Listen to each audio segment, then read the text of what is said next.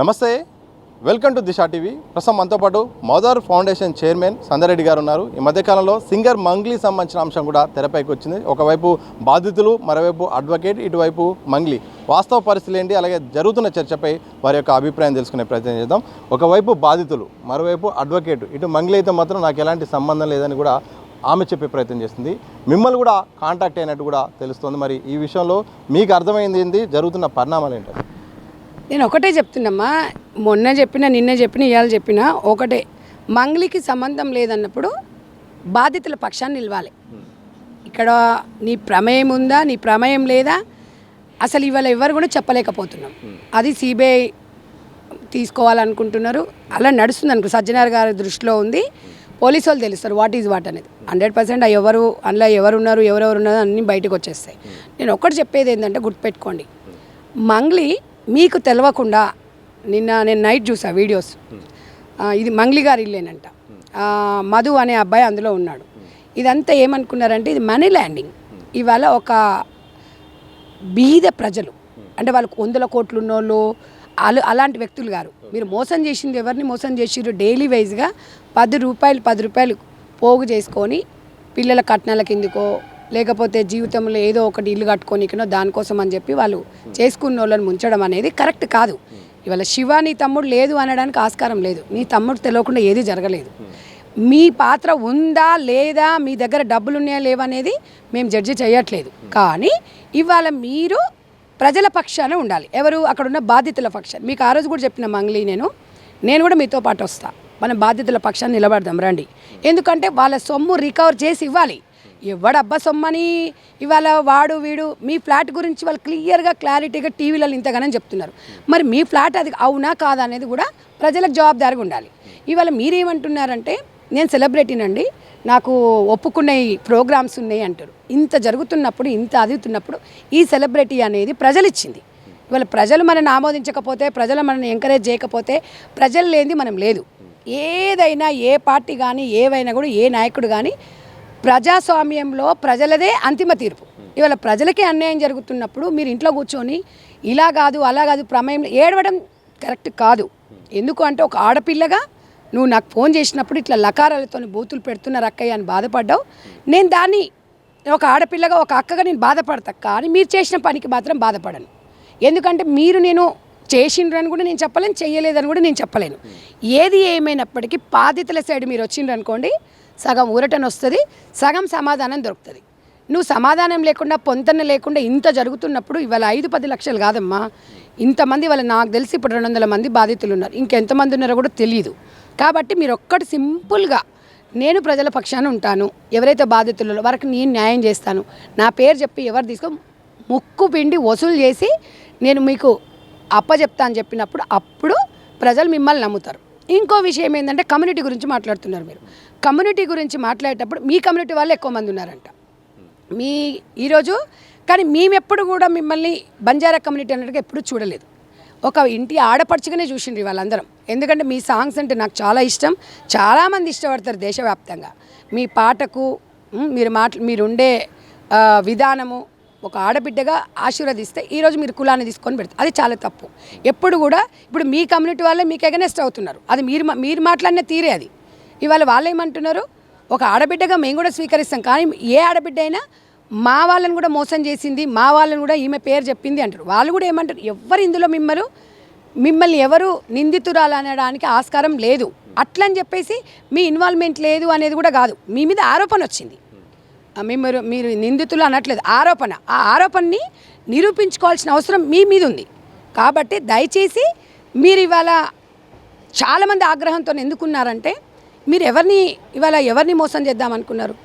మీరు ఇప్పుడు తిరిగి వాళ్ళందరికీ ఇప్పియాల్సిన అవసరం ఉంది. ఇంత జరిగిన తర్వాత నాకు తెలియదు అనడం మాత్రం కరెక్ట్ కాదు. అది ఏది ఏమున్నా, ఎన్ని పనులున్నా సరే మీ మీద ఇట్లా ఆరోపణ వచ్చినప్పుడు మీరు 10 మందితో కూర్చొని చర్చించుకొని సమస్యను పరిష్కరించుకోవాలి. నాకు తెలియదు అనడము, మీరు ఏడవడం అనేది ఇవాళ ఎంతమందికి రాని అవకాశం ఒక గ్రామీణ ప్రాంతం మీ ఇద్దరు అక్కజనులకు వచ్చింది. ఇద్దరు అక్కజనులు తెలంగాణ ఆంధ్ర బిడ్డలు. మీరు దేశవ్యాప్తంగా ఎంతోమంది మీరు పాట పాడితే 5 కాదు 10 లక్షలు ఇచ్చేటోళ్ళు ఉన్నారు.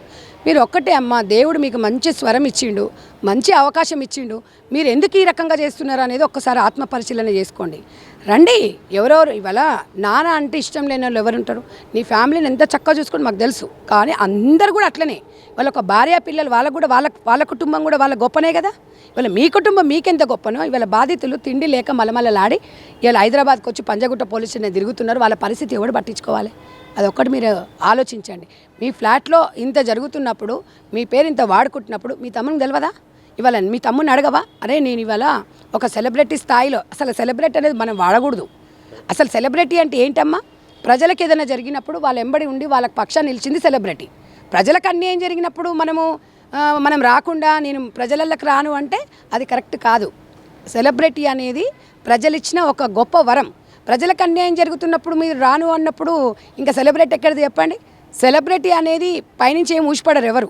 నేను సెలబ్రిటీలు అందరికీ చెప్తున్నా, ప్రమోషన్స్ చేసేటప్పుడు కూడా నేను ఒకటే చెప్తున్నా, ఎవరికైనా మీరు ఆ బ్రాండ్కి ప్రమోషన్ చేసేటప్పుడు మీకు వచ్చే డబ్బుల గురించి ఆలోచించకుండా ప్రజల గురించి కూడా ఆలోచించారు. ఇది నిజమా కాదు? ఎందుకంటే ఒక సెలబ్రిటీని ప్రజలే చేస్తారు. ప్రజలు మీ మీద అపారమైన నమ్మకం పెట్టుకుంటారు.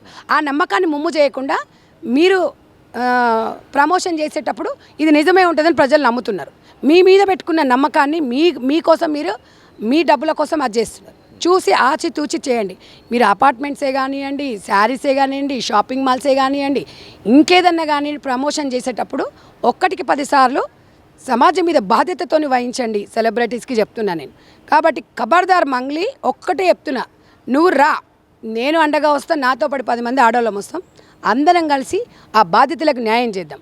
కానీ మీరు ఏడ్చుకుంటూ కూర్చొని నాకు సంబంధం లేదు అంటే ఇక్కడ ఎవరు నమ్మటోళ్ళు ఎవ్వరు సిద్ధంగా లేరు తల్లి.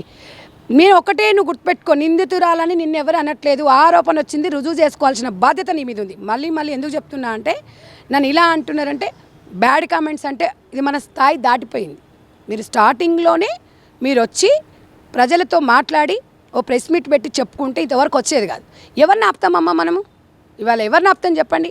నరం లేని ఇంటింటికి ఒక సోషల్ మీడియా అయింది. ఎవరిని మనం ఏం మాట్లాడతాం? కాబట్టి మీరు ప్రజల పక్షాన నుండి ఎక్కడంటే అక్కడ వచ్చేసి ఎవరు తీసుకున్నారు, ఎట్లా తీసుకున్నారు ఇంటరాక్షన్ చేయండి. తీసుకున్నది ఎవడు? గల్లబట్టి వసూలు చేద్దాం. ఎక్కడ పోతాడు వాడు? దేశం విడిచిపోతాడా? ఏడికి పోలేరు. చట్టానికి ఎవరు చుట్టం కాదు. కాబట్టి సిబిఐ కానీ ఎవరు కానీ 100% ప్రజల పక్షాన నిలవడం అంటున్నాం.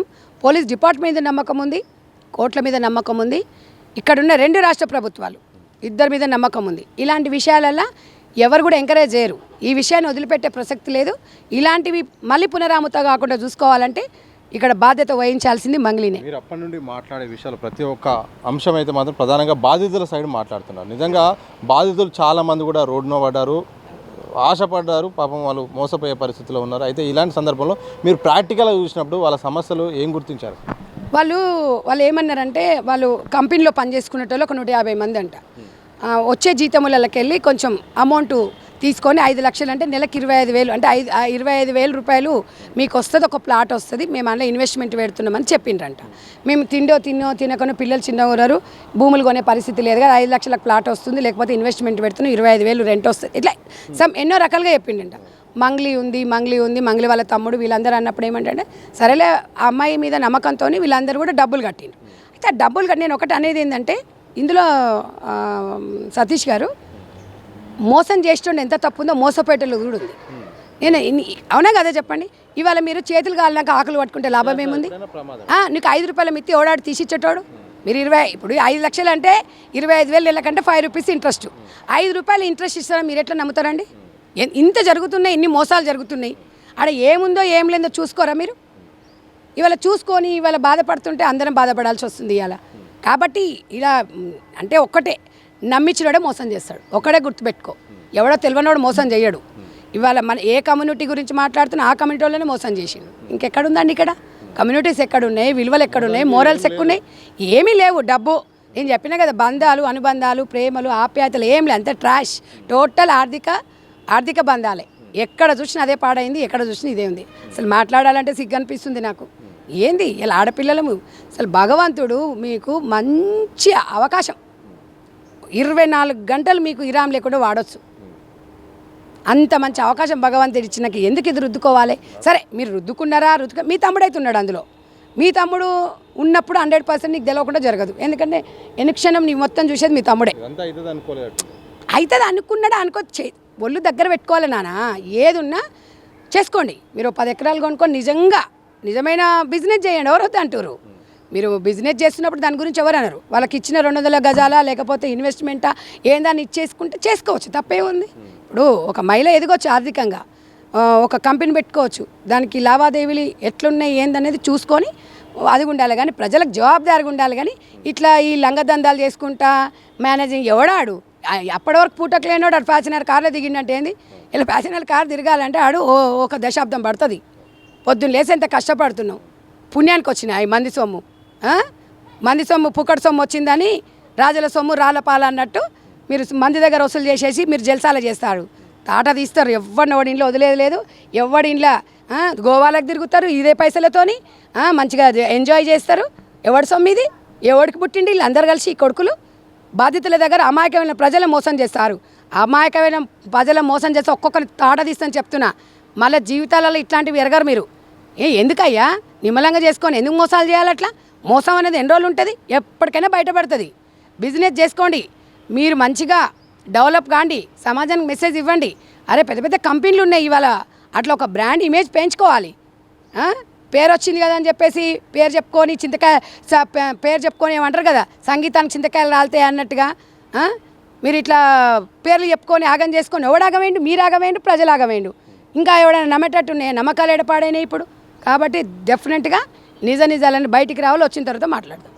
చివరికి ఒక్క మాట చెప్పండి, ఈ అంశంకి ఒక క్లోజ్ కావాలంటే ఎవరికి కూడా మంచిగా అడ్వకేట్ కానీ బాధలకు న్యాయం జరగాలి. అలాగే మంగ్లీ కూడా ఇది కంటిన్యూ చేయడం కూడా కరెక్ట్ కాదు. ఇలాంటి సందర్భంలో దీనికి ముగింపు ఎట్లుంటే బాగుంది? నేను ఒకటే చెప్తున్నా, అడ్వకేట్ గారు కూడా దీన్ని ఏం చేయాలంటే దీని సమస్యకు పరిష్కారం ఏందో చూడండి.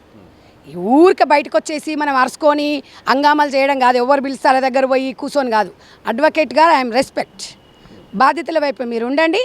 మీరు చాలా మంచిగా బాధితుల వైపు ఉన్నారు. ఇందులో మీరు ఎవరిని నిందితులు అనట్లేదు. వాళ్ళు వచ్చి మీరు చెప్పింది మీరు టేకప్ చేస్తున్నారు. 100% అడ్వకేట్ గారు తీసుకున్న డిసిషన్ మంచిది. ఇక్కడ Mangli at the same time మీరు నిందితురాలని ఎవరు చెప్పట్లేదు. మీ మీద ఆరోపణ వచ్చింది, మీరు నిరూపించుకోవాలంటే బాధితుల వైపు ఉండండి. మీరు అడ్వకేటు, మీరైనా కూడా అడ్వకేట్ అయినా బాధితుల వైపే ఉన్నారు. ఎవడి ఇమేజ్ ఎవడి గురించి కాదు. ఇంకొక విషయం కూడా మీరు అన్నారు, ఒక మహిళ పేరు తీసుకొచ్చారు. నేను మళ్ళీ ఆ మహిళ పేరు నేను చెప్పను. కానీ మనం చేసిన దాని గురించి ఇంకో మహిళని మనం బలి చేయొద్దు. వాళ్ళకు ఆత్మగౌరవం ఉంటుంది, వాళ్ళకు కుటుంబం ఉంటుంది. మీరు మాట్లాడిన తప్పు మంగ్లీ గారు. నేను ఒకటే చెప్తున్నా, గారుగా నువ్వు చిన్న అమ్మాయివే, నాకన్నా కూడా సిస్టర్ లాంటిదని చెప్తున్నా. నేను చాలామంది కామెంట్స్ పెడుతున్నారు, రెస్పెక్ట్ ఇవ్వకండి అక్క మీరు అంటారు. కానీ ఇదే జనాలు రెస్పెక్ట్ ఇవ్వమంటారు, ఇవ్వకపోతేనే నీకు రెస్పెక్ట్ ఇవ్వలేదా అంటారు. కాబట్టి జనాలు ఎట్టుంటారు అనేది మీరు ఆలోచించుకోండి. కాబట్టి నేను చెప్పేది ఏంటంటే ఒక్కటే గుర్తుపెట్టుకోండి, ఒక సెలబ్రిటీ అంటే పెద్ద బాధ్యత. కిరటము రాదు మనకి. ఆ బాధ్యత నిలబెట్టుకొని నీకు వచ్చిన బాధ ఏంది, నీకు వచ్చిన కష్టం ఏందో ప్రజలకు చెప్పు. పూసగుచ్చినట్టు చెప్పు. ఎస్ ఆర్ నో, నేనే ఉన్న ఇన్వాల్వ్మెంటు, నేను లేను, ఉంటే నేను ఇది చేస్తా అని చెప్పండి. ప్రాబ్లం సాల్వ్ అయిపోతుంది. ఆయన మీద ఈయన మీద ఆయన పెట్టేసుకొని ఆయన బిగ్ బాస్ ఓనికి ఈయనకన్నా ఆయన లేడని చెప్పేసి బిగ్ బాస్లో ఓనికే ఇవన్నీ చిల్లర రాజకీయాలు ఎందుకు? మీ మీద ఆరోపణ వచ్చింది, నిరూపించుకోండి. ఆయన అడ్వకేట్గా ఆయన పని ఆయన చేసుకుంటాడు. అడ్వకేట్లను మనం ఎట్లా అడ్డుకుంటాం చెప్పండి? ఎవరికైనా ఇబ్బంది కలిగిందంటే అడ్వకేట్ దగ్గర పోతారు. అడ్వకేట్లను మనం బలి చేయకూడదు, అడ్వకేట్లను మనం అనకూడదు. కాబట్టి ఏ డిపార్ట్మెంట్ వాళ్ళని మనం రెస్పెక్ట్ చేయాలి. That's all. ఇది మొత్తంగా మంగ్లీ గారు అయితే మాత్రం నిందితురాలు అని నేను మాత్రం అనట్లేను. కానీ సమస్యకు పరిష్కారం కావాలంటే నీపై ఆరోపణలు వస్తే మాత్రం బాధితులకు అండగా ఉండాల్సిన అవసరం ఒక సెలబ్రిటీ అయిన మంగ్లీపై ఉంది. అలాగే ఇటు ఆరోపణలు చేయడం వల్ల ఒకరిపై ఒకరు మాట్లాడుకోవడం వల్ల ఈ సమస్య పరిష్కారం కాదు. మనమంతా కూడా బాధితులకు ఏ రకంగా న్యాయం చేయాలి, ఏ రకంగా అండగా ఉంటే బాగుంటుందనే దానిపైన ఆలోచన చేయాలి. ఇప్పటికైనా మంగ్లీపై కూడా అందరూ కూడా ఎవరు కూడా ఈ రకంగా వ్యాఖ్యలు కూడా చేయట్లేదు. కానీ న్యాయం కోసమే అందరూ కూడా కోట్లాడాల్సిన అవసరం ఉందని కూడా మదర్ ఫౌండేషన్ చైర్మన్ సంధ్యారెడ్డి గారు అంటున్నారు. చూడాలి ఈ అంశం. మరి ఇటు ఆరోపణలు నడుస్తున్నాయి, ఒకరిపై ఒకరు కేసులు నడుస్తున్నాయి, అరెస్టులు నడుస్తున్నాయి. ఎటువైపు పోతుంది మరి? ఇటువైపు అడ్వకేట్ ఆయన చెప్పేది చెప్తున్నారు, బాధితులు వాళ్ళ వాదాలు చెప్తున్నారు. అలాగే నాకేం సంబంధం లేదంటూ కూడా ఇటు సింగర్ మంగ్లీ గారు అంటున్నారు. చూడాలి ఈ అంశం మరి ఎప్పుడుకు ఎండ్ కార్డు పడుతుందో. కెనపర్సన్ ప్రశాంత్తో సతీష్, దిశ టీవీ, హైదరాబాద్.